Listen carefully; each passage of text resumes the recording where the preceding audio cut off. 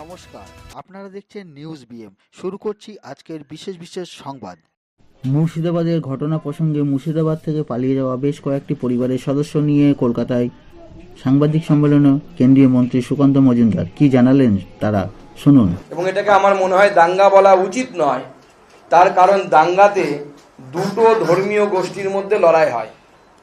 এখানে দুটো ধর্মীয় গোষ্ঠীর মধ্যে লড়াই হয়নি, নিরীহ সংখ্যালঘু হিন্দুদের উপর, ওই জেলাতে হিন্দুরা সংখ্যালঘু, সেই সংখ্যালঘুদের উপর আক্রমণ হয়েছে, কচুকাটা করা হয়েছে, এথনিক ক্লিনজিং হয়েছে। আমি যাকে বলবো ঘর ছাড়ার হয়েছে প্রচুর মানুষ, যারা নৌকো পারে সবাই পারেনি, কিছু মানুষ তাদের মধ্যে থেকে প্রথমে প্রায় 700 মানুষ নৌকো করে পার হয়ে পাশের বিধানসভা অর্থাৎ মালদা জেলার অন্তর্গত যে বিধানসভা বৈষ্ণবনগর বিধানসভা, সেই বৈষ্ণবনগর বিধানসভার যে পারলালপুর হাই স্কুল, সেই পারলালপুর হাই স্কুলে তারা সেখানে আশ্রয় নিতে বাধ্য হয়েছে। আজকে সেই উদ্বাস্তু পরিবারগুলোর মধ্যে কিছু মানুষ 8 জন, বাচ্চাকে ধরে 9 জন, আমি 8 জনই বলছি কারণ বাচ্চাটির নাম আমি এর মধ্যে ইনক্লুড করছি না। তারা এখানে উপস্থিত আছেন। বংশী মণ্ডল, সুরজিৎ মণ্ডল, তুলরানী মণ্ডল, জয়ন্তী ঘোষ, শ্যাম ঘোষ, আলুন মণ্ডল, স্বর্ণেন্দু মণ্ডল এবং লতা মণ্ডল। তারা আজকে কলকাতায় এসেছেন যে তাদের যে দুঃখ দুর্দশা আপনারা দেখিয়েছেন, কিন্তু পশ্চিমবঙ্গের এই কলকাতায় যারা আমরা থাকি তারা তো আর সবাই সেই বেদবোনাতে গিয়ে তাদের দুঃখ দুর্দশার কথা জানা সম্ভব নয়। কিভাবে রাতের অন্ধকারে এক কাপড়ে তাদের বেরিয়ে যেতে হয়েছে, নৌকো যে পার হবে তার পয়সাটুকু ছিল না, এবং তারপরে ওখানে চোখের জল ফেলতে ফেলতে আমার ঘরের আপনার ঘরের মা বোনেদের মতোই তারা চোখের জল ফেলতে ফেলতে নববর্ষের দিন, বাঙালি নববর্ষের দিন, যাকে নাকি মাননীয় মুখ্যমন্ত্রী বাংলা দিবস নাকি বলে ঘোষণা করেছেন, তারও আবার শুভনন্দনও তিনি জানান, সেই দিনে চোখের জল ফেলতে ফেলতে এনারা ভাত খেতে বাধ্য হয়েছে। তা আমি সেই জন্য বেশি কিছু বলবো না, এনাদের মুখ থেকে আপনারা শুনুন যে কি পরিস্থিতির মধ্যে দিয়ে তারা এত দূর কষ্ট করে এসেছে, সেই কষ্টের কথা শোনাতে, যে কি পরিস্থিতির মধ্যে একজন মানুষ নিজের হাতে গড়া ঘর, নিজের হাতের গড়া ঠাকুর ঘর, সমস্ত কিছু জমানো টাকা গয়না যৎসামান্য যতটুকু ছিল সব ফেলে রেখে পালিয়ে আসতে বাধ্য হয়। আমি সেই জন্য আমাদের সাথে যে দিদি আছে সেই দিদিকে প্রথমে বলবো, তার বক্তব্য বা তার কথাটা এরা সাজিয়ে গুছিয়ে বলতে পারেন না, কিন্তু এদের যে ব্যক্তিগত অভিজ্ঞতা কি ঘটেছিল এদের সাথে সেটা এদেরকে। আপনি যদি আমাদের চ্যানেলে নতুন হয়ে থাকেন তবে আমাদের চ্যানেলটি অবশ্যই সাবস্ক্রাইব করুন এবং ভালো লাগলে লাইক ও শেয়ার করবেন। ধন্যবাদ। বনবাসী মণ্ডল, আমার সঙ্গে বিনা অন্যায় অত্যাচার হয়েছে, মুসলিমেরা করেছে। দাদা বলছি, কাকা বলছি, তাও ছাড়ে না। বাড়ি লুটপাট করে আগুন ধরিয়ে দিয়েছে, বাড়িতে ঢুকতে দেয় না। বিএসএফ থাকতো আমার বাড়িতে আগুন, পুলিশ থাকতো আমার বাড়িতে আগুন জ্বালিয়ে দিয়েছে, পুলিশে থামতে পারেনি। 4 গ্রামের লোক ঘর ঘেরাও করে নিয়েছে, দিয়ে বিএসএফ ছিল, আমাকে তেড়েছে, দিয়ে তাড়তে আমি বিএসএফ এর সঙ্গে দেখা হলো, দিয়ে নিয়ে আসলাম আমার বাগানে বাড়ি।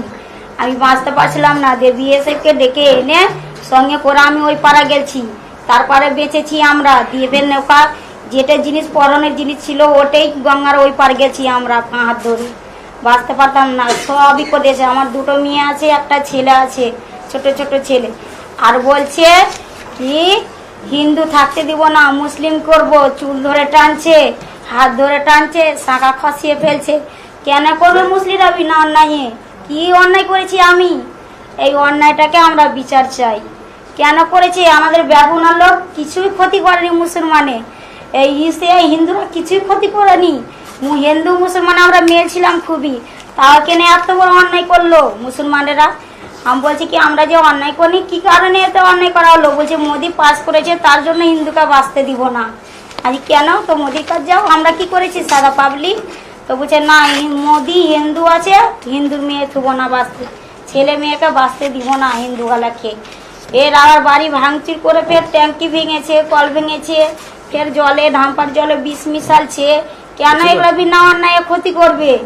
আর আমি বিচার চাই। আমাদের হিন্দু জাত তো ক্ষতি করতে যায় না গো, তাকে নিয়ে হিন্দুর মেয়ের ওপর এত অত্যাচার। আর বলছে মুসলমান করব, সেদিন মিটাবো। কেন এগুলো ভাষা বলবে? গলে চাকু লাগাচ্ছে, হেসে লাগাচ্ছে, কিছু বলতে গেছি তবুও ছাড়ে না। হাত ধরছি তাও ছাড়ে না। আমি বলছি দাদা ঘরে আগুন লাগাবে না, তাও আগুন লাগিয়ে দিলে। কেন এসব বিনা অন্যায় করলে? এসব কেন বিনা অন্যায় এগুলো করলে? আমার ঘরে তো কিছু নেই, আমরা গরিব মানুষ। আমার স্বামী ডুমরের পাতা কিনে লাই, আমাদের বাগানও নাই। কাঁঠালের গাছ কিনে লাই, পাতা কিনে লাই, দিয়ে বিক্রি করে আমরা খাই। আর 500-600 টাকা হাফতা পাই, বিয়ে বাঁধি, ছেলে 3টে ছেলে নিয়ে আমরা এইভাবে সংসার চালাই। 1.5 লাখ টাকা লোন নিয়েছি 4 বছরই, একটু করে জোগাড় করে। সংসারে কত জিনিস ছিল সবকে পুরো ছাই করে দিয়েছে, কিচ্ছু নাই আমার বাড়িতে। কেন এগুলো বিনা নাই করলে? আমি বিচার চাই মুসলিমেদের। কেন মুসলিম জাত এত অত্যাচার করছে? ওদের অন্যায় করা হয়নি, তাও হিন্দুদের ওপরে খালি হামলা চালিয়েছে। আর বেছে বেছে বেছে খালি মুসলিমেরা ধরে না, হিন্দুর বাড়িকে শুধু পুড়িয়ে দিচ্ছে। বেছে বেছে হিন্দুর বাড়ি এলাকা পুরাচারি, বেছে বেছে হিন্দু দোকানে এই করছে, লুটপাট করছে। কেন? একটা মন্দির ছিল শিবের মন্দির, ওই মন্দিরটাকেও ভাঙা হয়েছে। আর 2 তলার ওপরে ওই পাড়তে যে লুকাচ্ছি, তাও বড় বড় ডিমেল ছাড়ছে, দুয়ারে পেট্রোল ঢালছে। বম ছিল, পিস্তল ছিল, চাকু ছিল, অনেক কিছু ছিল ওদের কাছে অস্ত্রীয়। আর আমাদের হিন্দুর বাড়িতে কিছু নাই অস্ত্রীয়, পাড়াইতে দিচ্ছিল না কোনো রকম করে। হাঁদরে বাড়ো তো বলছে কি ধর শালিকে, এরকম করে বলছে, গালাগালি করছে, অনেক রকম মুখ খারাপ করেছে, তাও কিছুতেই শুনেনি। আমরা বিএসএফ যদি না থাকতো আমরা বাঁচতাম না। বেদবোনা লোক কেউ জায়গার নামটা একটু বলে দেবেন? বেদবোনা। বেদবোনা 16 নম্বর ওয়ার্ড। 2টা কাউন্সিলর থাকতো, কেন গ্রামটা থামতে পারলো না? তো আমরা তো জানি কি মুসলিম সত্তা আছে, কেন হিন্দুকে থামতে? হিন্দু জাত কি অন্যায় করেছিল? তো আমরা তো জেনে নিলাম কি মুসলিম সত্তা আছে। কেন আমরুল আর মেহবু থামতে পারলো না? আমরা কি ওরাকে অন্যায় করেছিলাম? তো মেহবু তো কেমন লোক আমরা জানে। আমরা হিন্দু জাতকে আমরা কাউকে ক্ষতি করতে যাই, সেইভাবে অত বড় অন্যায় করলো আমাদের সঙ্গে। মেহবুব হচ্ছে ওখানকার কাউন্সিলর, স্থানীয় কাউন্সিলর নাম হচ্ছে মেহবুব। 4 গ্রামের লোক ঘিরে নিয়েছে। আর আমরা হিন্দু টিম মধ্যে, পুলিশ মন্দিরের কাছে ছিল, শিবের মন্দিরের কাছে, আর আমাদের বাগানে। পুলিশ কি আর হুমকি চালাইছে কি আই বেটা করে, এমনি করে মারতে আরো ডাকছে, এরকম করে। ওই যে ইয়ারাকে ডাকছে, ওই মুসলিমই ডাকছে পুলিশকে তো মানতে চায় না। তখন বিএসএফ এলো, দিয়ে একটু রক্ষা হলো আমাদের, না তো আমরা তো বাঁচতাম না। বিএসএফ লেগে বেঁচেছি, বিএসএফ কে তো এমনি করে ডাকছে বাগানে। আপনারা যারা অত্যাচার করেছেন তাদেরকে আপনারা চেনেন? বলছেন চাচা বলেন। চিনি তো, এবার নাম জানি। আমরা বউ মানুষ, কোথায় বাড়াবো? আপনাদের আশপাশের লোকজন চেনা, মুখ পরিচিত? হ্যাঁ, সব মুখার বানা ছিল, আধেক লোক মুখার বানা ছিল, মুখটা ঢাকা ছিল। ঢাকা ছিল। বলছে বাংলাদেশ থেকে এসে করেছে, কি বলছেন? না, বাংলাদেশ লয়, সুলিতালার ছিল, হিজলতালার ছিল, শামসাজগঞ্জের ছিল, আর পেছে করে এসে দিগরির লোক এসছে। কটা ছেলে বলছে বিএসএফ এসে করেছে। বিএসএফ আসেনি। আজকে এনাদের মুখে শুনলেন যে বিএসএফ ছিল বলে এদের জীবন বেঁচেছে। আজকে মাননীয় মুখ্যমন্ত্রী বলেছেন বিএসএফ এর বিরুদ্ধে নাকি উনি তদন্ত করবেন। বিএসএফ নাকি পয়সা দিয়ে ঢিল মারিয়েছে। ভাবুন, যারা দেশের হয়ে বুকে গুলি খায়, মমতা বন্দ্যোপাধ্যায়ের পুলিশ কি করে এদের মুখে ভালো শুনলেন, আমাকে বলার দরকার নেই। এবং সেই বিএসএফ কে মুখ্যমন্ত্রী আজকে তাদের বিরুদ্ধে তদন্ত করবেন। সেই বিএসএফ গুলি চালিয়েছে বলে তাকে বাঁচানোর জন্য সেই বিএসএফ এর বিরুদ্ধে এফআইআর করবেন নাকি? আমি এই প্রশ্নটা করতে চাই যে এদেরকে বাঁচিয়েছে বলে কি বিএসএফ এর উপরে রাগ? মাননীয় মুখ্যমন্ত্রীর বিএসএফ এর উপরে রাগটা কেন? হিন্দুদেরকে বাঁচালো কেন? সেই জন্য এত রাগ যে বিএসএফ এর উপরে মামলা করতে হবে, বিএসএফ এর উপরে তদন্ত করতে হবে। এই দিদি তো বলছে বিএসএফ না থাকলে উনি বাড়ি থেকে পালিয়ে জীবন নিয়ে জান নিয়ে বাঁচতে পারতেন। আমাদের বেদবোনার লোককে একটাও বাঁচতে দিত না বিএসএফ না থাকলে। বিএসএফ কে তো আর ওই করছে, তারা করছে, তো বিএসএফ তো গুলি মারবেই। বিএসএফ কে তো চাকু লিয়ে তারছে আর বম লিয়ে তারছে, তো বিএসএফ মারবে না গুলি? জান রক্ষা তো করবেই। কখন শুরু হয়েছিল এই ধরনের যে আমাদের বাড়িতে 2 দিন হামলা করা হয়েছে। দুদিন, শুক্রবার থেকে। এক এক করে জিজ্ঞেস করুন, উনি যতটা শুক্রবার দুদিন হয়েছে, তা শনিবার দিন আগুন ধরাচ্ছে আমাদের বাড়িতে। সেদিন আর গায়ে হাত দিতে আসছে, মেয়েদের গা জোড়ামো এমনি করে হাত টানছে, আর গায়ে হাত দিতে আসছে গা জোড়ামো। কেন ওগুলা করবে হিন্দুদের মেয়েকে? ঠিক আছে, দিদি সবার পরে বলবেন। তুমি বলবে?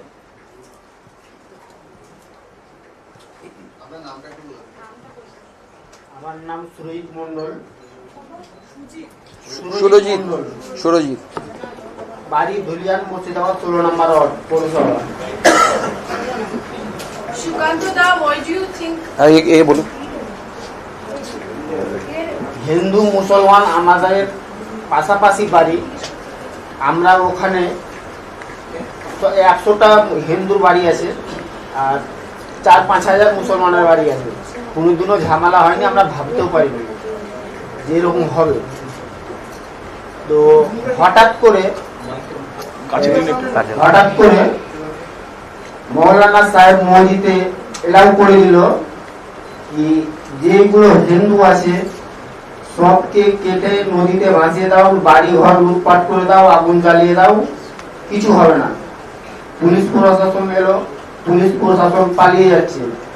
আমরা অনেক কাউকে ফোন করছি, আমাদের বিজেপি নেত্রীগুলাকে ফোন করছি, তারা আর কিছু কিছু কেন্দ্র বাহিনী করে নিয়ে শুভেন্দু অধিকারীকে সাথে কথা বলে কিছু ঘোষ পাঠিয়েছে বলে আমাদের জানটা রক্ষা হয়েছে। আমরা রাত 10টা-11টা নদী হেলে, আমরা চাংলা ছেড়ে 4-5টা নদী হেলে, আমরা কত বড় নদী হেলে পার হয়েছি যে আমাদের জান রক্ষা হয়েছে।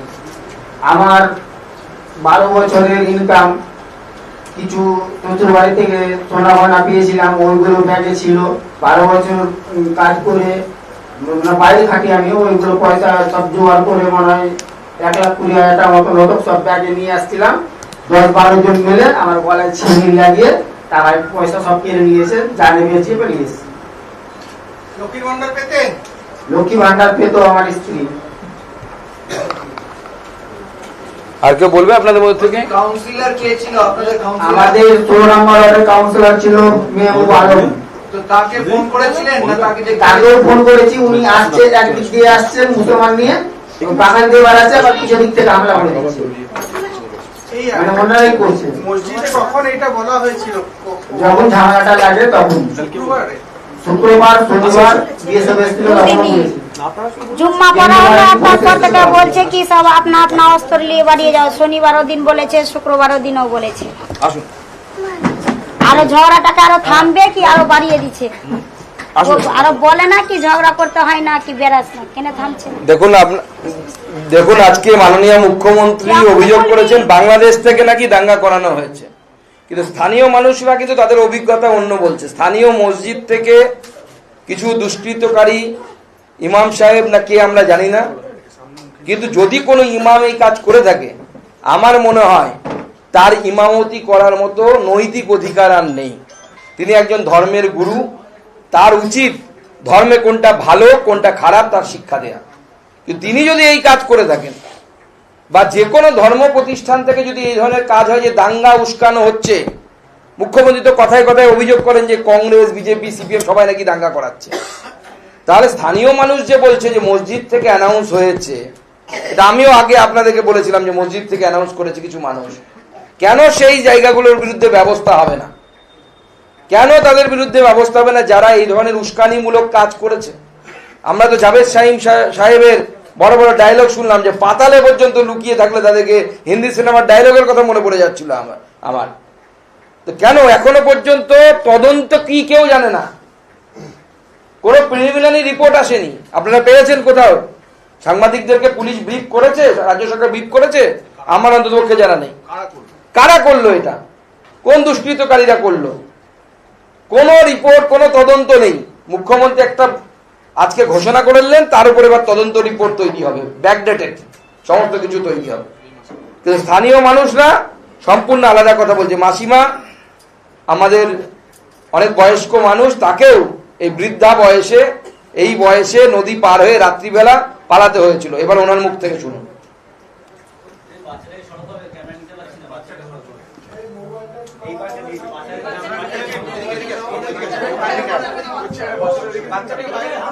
জল লাগলে জল আছে কিনা? মাসিমা সেদিন কি হয়েছিল বলুন।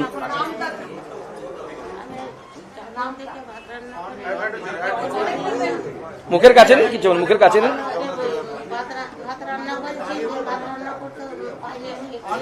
অন করা হয়নি মনে হয়। আমি এলাম ভয়ে ভয়ে ভাত রান্না করছি, হাঁড়ি করে দিয়ে ওরা চারদিক থেকে দেখছি বাগান থেকে আমার বাগানে বাড়ি মাঠে ওরে বাড়ি আমারই শেষ মাঠ। তো ওই বাড়িটার থেকে আমি বলছি তো হয় না, তো ওরকম ভাবে আমি বললাম কি খাবো খাবো করছি, যে ওরা হালকা করে চলে এলো মানে সুলেতলা দিক থেকে সংসার বাজার দিক থেকে। আমি ডাল ছিঁড়ে দিয়ে তখন তাড়াতাড়ি করে আমি পালিয়ে গেছি, আমি কিছু বার করতে পারিনি। এই জিনিসটাই আমি করে এসেছি। আমার বাড়ি ঘর লুট করে নিয়েছে, আগুন ধরে পুড়ে দিয়েছে। আমার বাড়িতেও কিছু কিছু না, সুপ্রিম কোর্টে সেখানে সুপ্রিম কোর্টের প্রধান বিচারপতি উদ্বেগ প্রকাশ করেছেন, বলেছেন অবিলম্বে চিকিৎসা বন্ধ হওয়া উচিত। দেখুন, সুপ্রিম কোর্টের এই অবজারভেশন আশা করি পশ্চিমবঙ্গ সরকারকে সম্বিত ফিরে পেতে কিছুটা হলেও সাহায্য করবে। আজকে আমরা স্বর্গীয় হরগোবিন্দ দাস এবং তার পুত্র স্বর্গীয় চন্দন দাসের স্মৃতিতে আজকে হিন্দু শহীদ দিবস পালন করছি। আজকে এই বেদবোনা গ্রাম পঞ্চায়েত এবং শমশেরগঞ্জের বিভিন্ন ওয়ার্ডের যারা ব্যক্তি তারা আজকে কলকাতায় এসেছেন এবং কলকাতায় এসে আপনাদের কথা বলেন, আপনাদের কাছে তাদের কথা বলেছেন, তাদের দুঃখ দুর্দশার কথা বলেছেন। আমরা এই উপলক্ষে কতগুলো দাবি রাখছি। নাম্বার 1, যাদের বাড়িঘর পুড়িয়ে দেওয়া হয়েছে বা ভেঙে ফেলা হয়েছে তাদের প্রত্যেককে রাজ্য সরকারের তরফ থেকে নতুন বাড়ি তৈরি করে দিতে হবে এবং এই বাড়ির মধ্যে দোকানও ইনক্লুডেড। যাদের যাদের দোকান ভেঙে দেওয়া হয়েছে, আজকে তো সকালবেলা তৃণমূল কংগ্রেসের লিডার, হিন্দু অবশ্যই, তার দোকান পুড়িয়ে দেওয়া হয়েছে। তিনি বলছেন কেউ পুড়িয়ে দিয়েছে, জেলার এসপি আনন্দবাবু, আনন্দ রায় সম্ভবত, তিনি বলছেন যে না, সম্ভবত শর্ট সার্কিট হয়েছে। অর্থাৎ এখনো শাক দিয়ে মাছ ঢাকার চেষ্টা, শাক দিয়ে মাছ ঢাকার চেষ্টা হচ্ছে। যেটা হয়েছে সেটাকে ধামাচাপা দেওয়ার চেষ্টা হচ্ছে। এবং শুধু তাই নয়, নতুন বাড়ি করে দেওয়ার দাবি এবং দোকান করে দেওয়ার দাবি নয়, তার সাথে সাথে আমরা বলছি যে প্রত্যেককে সেই পরিবারের, যারা সেই পরিবার পিছু 5 লক্ষ টাকা করে ক্ষতিপূরণ রাজ্য সরকারের তরফ থেকে মিনিমাম দেওয়ার ব্যবস্থা। প্রতি ক্ষতিগ্রস্ত পরিবারের একজনকে পরিবারের ইচ্ছে অনুযায়ী পার্মানেন্ট সরকারি চাকরি, সিভিক ভলেন্টিয়ারের চাকরি ধরালে হবে না, ওটা চাকরি নয়, ওদের পেনশন নেই, ওদের জিপিএফ নেই, কিচ্ছু নেই। সঠিকভাবে সরকারি, কেন্দ্রীয় সরকারি চাকরি দেওয়ার ব্যবস্থা হবে। আর আমরা যতদিন বা যতবার এই গ্রামবাসীদের সাথে কথা বলেছি ফোনে বা নিজে আমি গিয়ে রিফিউজিদের সাথে কথা বলেছি, প্রত্যেকেরই একটা বক্তব্য, সেখানে একসময় বিএসএফ ক্যাম্প ছিল। স্থানীয় কিছু তৃণমূল নেতা সেই সময় এর বিরোধিতা করে বিএসএফ ক্যাম্প তুলে দেওয়ার ব্যবস্থা করা হয়। এখন গ্রামবাসীরা দাবি জানাচ্ছেন যে সেখানে পার্মানেন্ট বিএসএফ ক্যাম্প স্থাপন করার জন্য রাজ্য সরকারকে লিখতে হবে। রাজ্য সরকার যদি লেখে, ডিএম যদি লেখে, করে আনার দায়িত্ব আমাদের, আমরা কেন্দ্র সরকারে আছি, আমরা সেই ব্যবস্থা নেব। কিন্তু রাজ্য সরকারকে ডিমান্ড করতে হবে। কিন্তু উল্টো দেখতে পাচ্ছি আমরা, যদি কোর্টের রায় না আসতো এরা কেউ বাঁচতো না, আমি বলে দিচ্ছি আজকে। তার কারণ কি, বিএসএফ তার নিজের এখতিয়ারে, আপনারা জানেন বিএসএফ এর দায়রা বাড়ানো হয়েছে, 50 কিলোমিটার পর্যন্ত তারা করতে পারে। যখন তারা নেমেছিল পরিস্থিতি সামাল দিতে, ডিএম এর উপর নবান্ন থেকে ফোন যায়, মাননীয় মুখ্যমন্ত্রী ফোন করেছেন না মুখ্য সচিব করেছে আমার জানা নেই, ডিএম বিএসএফ কে বলে যে আজকে সন্ধ্যের পর আপনারা উঠে যান, আর দরকার নেই আপনাদের। অথচ গ্রামবাসী কি বলছে, পুলিশ নাকি তাদের জীবন বাঁচাতে পারছে না, পুলিশ থেকে বাঁচাতে পারেনি পুলিশের সামনে। এবং আমি বলছি এটা প্যাটার্ন, এটা প্যাটার্ন আপনারা লক্ষ্য করুন। দেখুন, এরা পুলিশের উপর বিন্দু মাত্র পর্যন্ত ভরসা নেই। কেন জেলার এসপি, ডিআইজি, কেন তারা নিজের পদে বহাল থাকবে অপদার্থগুলো? এবং আমার কাছে খবর আছে যে গ্রামগুলোতে ডাকবাংলো পাড়ায়, ডাকবাংলো মোড়ে দাঙ্গা হচ্ছিল, পুলিশ ওই মোড়ে দাঁড়িয়েছিল। তারপরে যখন দাঙ্গাকারীরা গ্রামের ভিতরে ঢুকে যায়, বাড়িঘর পোড়াতে পরে, ভয়ে কোনো পুলিশ ঢোকেনি যতক্ষণ না বিএসএফ আসে। বিএসএফ আসার পর বিএসএফ কে সঙ্গে নিয়ে পুলিশ গ্রামে গ্রামে যায়। ভাবতে পারেন মানে পুলিশ ভয় পাচ্ছে, বিএসএফ কে বলছে পারলে আমার প্রাণ বাঁচাও। আর ডিজি সাহেব ওখানে এক গাদা ক্যামেরা ফ্যামেরা নিয়ে গেছেন, বিভিন্ন জায়গায় ছবি তুলছেন, কিন্তু এই রিফিউজি ক্যাম্পে এসে এদের সাথে দেখা করার সুযোগ পাননি। সেজন্য আজকে আমরা এখান থেকে সোজা ডিজির অফিসে যাব এবং এদের দুঃখের কথা এরা সামনে ডিজির সামনে দাঁড়িয়ে ডিজির কান খুলে শুনতে হবে। আমরা গিয়ে ডিজির সামনে শান্তিপূর্ণভাবে আমরা এখন ডিজি অফিসে যাব, ডিজি পুলিশ, ডিজি ভবানী ভবন, সেই ভবানী ভবনে গিয়ে ডিজি সাহেবের জন্য অপেক্ষা করব কখন মহামানব দর্শন দেবে আমাদের, এবং এরা তাদের দুঃখের কথা সরাসরি ডিজি পুলিশকে বলবে, কারণ এদের ক্যাম্পে ডিজি সাহেব যেতে পারেননি, উনি বিভিন্ন জায়গায় ক্যামেরা ট্যামেরা নিয়ে ঘুরে বেরিয়েছেন। আপনাদের সকলকে ধন্যবাদ।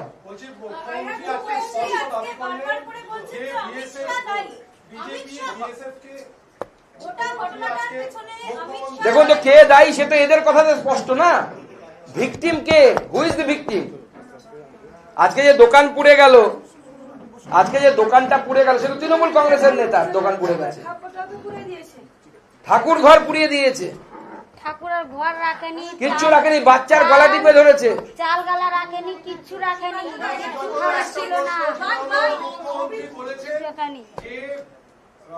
বর্ডার থেকে বিজেপি বাংলাদেশিকে ঢোকাচ্ছে, বিএসএফ কি করছিল? আমরা তো আর বর্ডার পাহারা দিই না। এই কোট আনকোট এই শব্দের উত্তর দেখুন, এইরকম নির্লজ্জ মুখ্যমন্ত্রী এই কথা বলতে পারে, যেখানে এই রাষ্ট্রের home minister at the floor of the house, upper house এবং লোয়ার হাউস, লোকসভা রাজ্যসভা দু জায়গাতে দাঁড়িয়ে বলেছেন গোটা দেশের মধ্যে প্রায় 600 কিলোমিটার মতো ফাঁকা বাউন্ডারি আছে যেখানে ফেন্সিং হয়নি, তার মধ্যে 100 কিলোমিটার মতো 100 সামথিং কিলোমিটার মতো কোনো বাউন্ডারি দেওয়া সম্ভব না, ফেন্সিং দেওয়া সম্ভব না। কোথাও পাহাড় আছে, কোথাও পর্বত আছে, কোথাও নদী আছে। 450 কিলোমিটার বর্ডার ফেন্সিং দেওয়া যায়নি, ওপেন আছে, ওপেন। কোথায় সেটা? মাননীয় মুখ্যমন্ত্রীর পশ্চিমবঙ্গে। কেন দেয়া যায়নি? কারণ মাননীয় মুখ্যমন্ত্রী তিনি জায়গা দেননি, জমি দেননি। অমিত শাহজি কি করেছেন? মাত্র একটা নয়, দুটো নয়, 10 খানা রিমাইন্ডার লেটার পাঠিয়েছেন। তার বেশি তো কিছু করতে পারেন না। দেশভক্তি তো কাউকে আপনি জাগাতে পারবেন না, দেশের প্রতি যদি ভালোবাসা না থাকে আপনি কিভাবে জাগাবেন? মমতা বন্দ্যোপাধ্যায়ের সিংহাসনে বসে থাকা, তার পরিবারের লোকেদের সিংহাসনে বসে থাকা দিয়ে কাজ, দেশের প্রতি তো কোনো দায়বদ্ধতা নেই। দেশ চুলোই যাক, মমতার কি, মুখ্যমন্ত্রীর কি? সেজন্য 10 বার চিঠি দেওয়ার পর ভারতবর্ষের হোম মিনিস্টার, শুধু তাই নয়, মাননীয় হোম মিনিস্টারকে কিম্ভূত কিমাকার বলে গালি দেওয়ার পরেও মাননীয় মুখ্যমন্ত্রী হোম মিনিস্টার সাহেবকে একবার রিকোয়েস্ট করার পর নবান্নে গেছিলেন ওনার চেম্বারে, গিয়ে সেখানে বসে মাননীয় গৃহমন্ত্রী ভারবালি মাননীয় মুখ্যমন্ত্রীকে রিকোয়েস্ট করেছিলেন, আমার 72 খানা পোস্ট দরকার, বিএসএফ এর পোস্টের জন্য জমি দরকার, আমাকে দিন মাননীয় মুখ্যমন্ত্রী। ভারবাল রিকোয়েস্ট, 10 খানা অফিসিয়াল চিঠি, তারপরেও ফেন্সিং হয়নি। মুখ্যমন্ত্রী দোষ চাপাচ্ছেন অন্যের ঘাড়ে। লজ্জা লাগে না? বিজেপি ওখানে কোথায়? বিজেপি কিভাবে ওখানে বিজেপি করবে কারা? এরা বললো না 4-5 হাজার মুসলমানের মধ্যে 100 ঘর হিন্দু থাকে। 4-5 হাজার মুসলমান, তারা কেউ বিজেপি করে না, সবাই অ্যাক্টিভলি তৃণমূল কংগ্রেস করে, কখনো কখনো পিএফআই করে, যখন যেমন তখন তেমন করে। আর আগে বাংলা হয়ে যাক, বাংলা হয়ে যাক।